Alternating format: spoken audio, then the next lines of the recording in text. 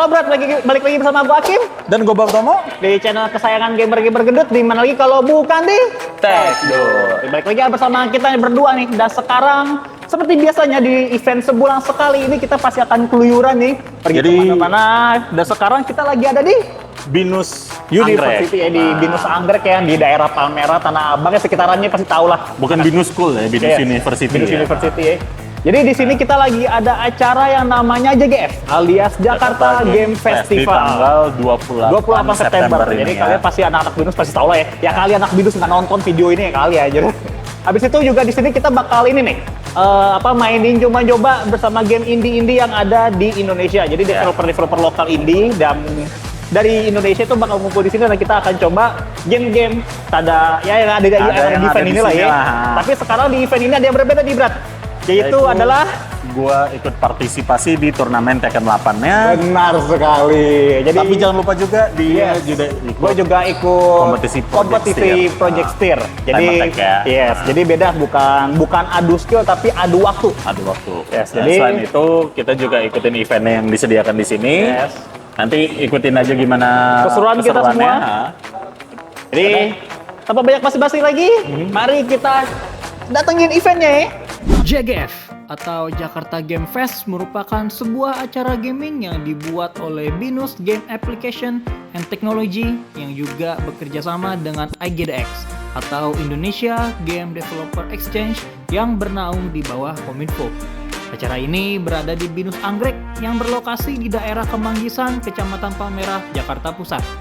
Tahun ini Jakarta Game Fest diadakan pada tanggal 28 September di hari Sabtu. Acara ini dibuka untuk umum ya, dan tentunya acara ini tidak memungut biaya sepersen pun, alias gratis untuk mengikutinya. Karena ini terletak di instansi pendidikan, di awal gue udah mikir nih bahwa bakal rame banget ini acara. Dan betul lah feeling gue. Dari anak kampus hingga anak sekolahan itu hadir di acara ini, Bro. Bahkan gue sempat ngeliat guru mereka juga ngedampingin murid-muridnya saat mencoba game yang ada di event ini. Kemungkinan ajang ini diadakan pembelajaran juga nih buat para mahasiswa dan juga siswa yang hadir. Karena di ajang ini juga mereka bisa belajar tentang perkembangan game asal Indonesia ataupun sekedar pengen tahu aja nih tentang game-game yang ada di event ini. Jakarta Game Fest tahun ini menghadiri kurang lebih 21 developer nih, Brat, yang dimana kita bisa memainkan gamenya. Kebanyakan developer menghadirkan game-game yang sedang mereka kerjakan saat ini dan bisa kita mainkan demonya. Sebagian juga ada beberapa developer yang udah merilis gamenya dan sekedar memasarkan gamenya pada event kali ini. Ternyata nggak semuanya yang ada di sini itu developer Indonesia nih, Brat. Contohnya aja kayak Play Park Studio yang berasal dari Malaysia. Developer ini menghadirkan sebuah item game yang berjudul Melo Jam. Game ini cukup unik buat gua, karena nggak cuma menghadirkan sebuah game item, tapi juga bisa mengkostumisasi karakter semau kita. Di awal permainan kita bisa milih nih gender dan alat musik yang ingin kita gunakan. Saat gue tanya-tanya ke pihak developernya, game ini akan segera rilis di Android dan juga iOS pada tanggal 21 Oktober nanti. Game ini bisa kalian mainkan sampai 4 orang ya, dan tentu kalian bisa memainkan game ini bersama teman-teman kalian, alias kalian bisa bikin band bareng. Ada lagi nih, developer asal Korea yang hadir di sini, yaitu Visual Dark yang menyajikan game platformer yang berjudul Finding Momo. Awalnya gue kira game ini kayak 2D platformer biasa. Ternyata setelah agak lama gue lihat panel layar promosinya, baru deh kelihatan bahwa ini adalah gabungan dari side scrolling dan juga arcade. Side scrolling yang dimana kita berlari ke samping dan arcade yang mengharuskan kita berlari ke depan. Gue agak kaget pas ngeliat perpindahan antara side scrolling dan arcade-nya ini. Jujur, nggak banyak game-game platforming yang berani seperti ini. Apalagi ini smooth banget nih pas perpindahannya. Gue nyoba main game ini dan gue enjoy ngemaininnya. Game ini direncanakan akan rilis di tahun 2025 di platform Android dan juga iOS. Untuk dalam negerinya gue mencoba banyak nih, namun yang mencuri perhatian gue adalah Agate dengan akar mautnya atau Rootmare yang sering dibahas di game-game event ya. Game ini modelan Resident Evil kalau gue lihat, yang dimana kita berperan sebagai seorang yang terjebak dalam rumah sakit yang dipenuhi dengan zombie-zombie. Kita harus mencari cara agar bisa keluar dari rumah sakit ini dengan selamat ya. Yang jadi perhatian gue adalah art style dari karakter ini. Agatha nggak pakai jenis art yang realistis kayak Resident Evil, mungkin karena terkendala di budget juga ya. Jadi Agatha menggunakan art yang sedikit kartunis di dalam gamenya ini. Demo yang dihadirkan cukup menarik, namun kemungkinan game ini masih lama nih buat jadwal rilisnya.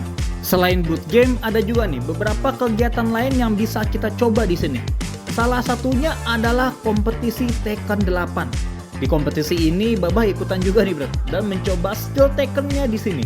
Sayang, Babah harus gugur di kompetisi ini ya, dan juga gagal mendapatkan hadiah yang ditawarkan dalam kompetisi ini, yaitu stick arcade. Tapi setidaknya Babah dapat pengalaman ya untuk Tekken 8 ini. Selain kompetisi Tekken, ada juga nih pertandingan adu cepat dalam game Project Steer 2. Game ini dibuat sendiri oleh mahasiswa BINUS jurusan Game Application dan Teknologi, yang game ini udah oke banget menurut gua. Gue juga nggak sempet ya nyoba game ini karena ngeliat leaderboardnya aja udah pupus harapan gue. Pemenang dari game ini bisa ngedapetin stick steer yang nilainya itu 3 jutaan lebih bro. Selain kedua kompetisi tersebut, ada juga nih kegiatan buat para mahasiswa ataupun siswa yang setelah menempuh pendidikan ingin segera bekerja dalam industri game. Kegiatan tersebut adalah IGDX Careers Got Talent, yang dimana portofolio peserta dinilai oleh para CEO developer game asal Indonesia dan bisa berkesempatan untuk interview langsung dan bekerja di industri game tanah air. Dari booth dan kegiatannya aja udah cukup menarik nih buat kita semua yang hadir dalam event kali ini. Tapi selain kedua hal tersebut, ada juga nih yang lebih menarik, yaitu hadiahnya. Jakarta Game Fest menghadirkan hadiah-hadiah yang berupa Xbox Series S, Nintendo Switch, kursi gaming, dan juga Steam Wallet yang akan diundi pada penghujung event Jakarta Game Fest ini. Untuk mengikuti undiannya, kalian cukup mengisi 5 stempel pada kartu yang kalian dapatkan saat memasuki venue event. Untuk mendapatkan stempel, kalian hanya perlu memainkan game-game yang ada dari booth dalam event ini. Setelah mendapatkan 5 stempel, baru deh kalian bisa memasukkan kartu kalian ke dalam kotak yang sudah disediakan di exit gate. Acara ini udah oke banget nih, apalagi mengingat acara ini dibuat oleh para mahasiswa. Memang masih ada beberapa kekurangan seperti venue yang kurang besar sehingga terlalu crowded.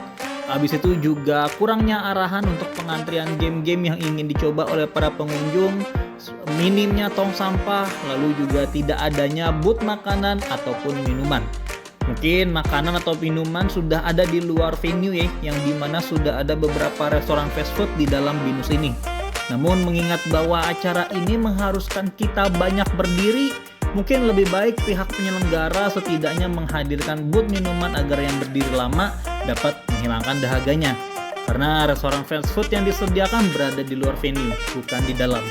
Semoga dengan adanya pendapat dari gua ini, semoga BINUS bisa menghadirkan Jakarta Game Fest lebih baik di tahun depan. Nah oke bro, sampai segitu aja ya perjalanan kita di event bulan ini, yaitu di Jakarta Game Festival di kampus BINUS Anggrek. Nah kita, ya kalian bisa lihat sendiri tadi kita udah melakukan berbagai macam ya, nyoba-nyoba game. Habis itu gimana bah tadi turnamen Tekken lu? Kalah. setidaknya Abah udah mendapatkan pengalaman ya lawan. Tapi setidaknya udah dapat pengalaman ya lawan pro player ya. Anjir, gua langsung dihadapin sama panitia. langsung orang dalam ya. Tapi sebetulnya kalau misalnya kalian nggak tahu, itu sebetulnya ada Onyx sih. Tapi karena nggak lihat, nggak ketemu. Tapi sayang aja sih. Jadi karena udah dapat pernak-pernik juga ya kita ya, udah siap. Udah dapat ini apa? Dikasih apa? Immortal dari aku lupa nama publishernya. Playpark. Nah, kita udah dapat kartu namanya dan kita juga udah dapat kartu nama dari ada salah satu developer. Jadi siapa tahu bisa kita hubungin nih biar bisa dapat game gratis. Oke, mungkin sampai segitu aja di bulan ini. Nanti di bulan berikutnya kemungkinan nih, baru kemungkinan nih. Kemungkinan kita akan mendatangi Indonesian Game Expo yang diadakan IDGX lagi ya? Iya, ini tadi disebut-sebut di IDGX ini. Itu IDGX, ini IGX. Oh, IGX. Indonesian beda. Game Expo. Itu akan dilaksanakan di akhir Oktober nanti. Di mana? Di Bintaro. Bintaro. Yes. Bintaro apa BSD? BSD. BSD. Ya. Jadi siapa tahu kalau misalnya kalian mau ikut jadi bisa siapa tahu ya nanti kita bisa ketemu dan bisa suruh-suruan bareng. Oke, mungkin sampai segitu aja dari kita. Jangan lupa share, like, comment, subscribe. Seperti biasa. Yes. Jadi karena share kalian itu bisa mendukung konten-konten kita selanjutnya. Ya. Oke, gua Hakim. Gua Tomo. Mau undur diri. Akhir kata dari kita. Yes, Terima kasih santapannya.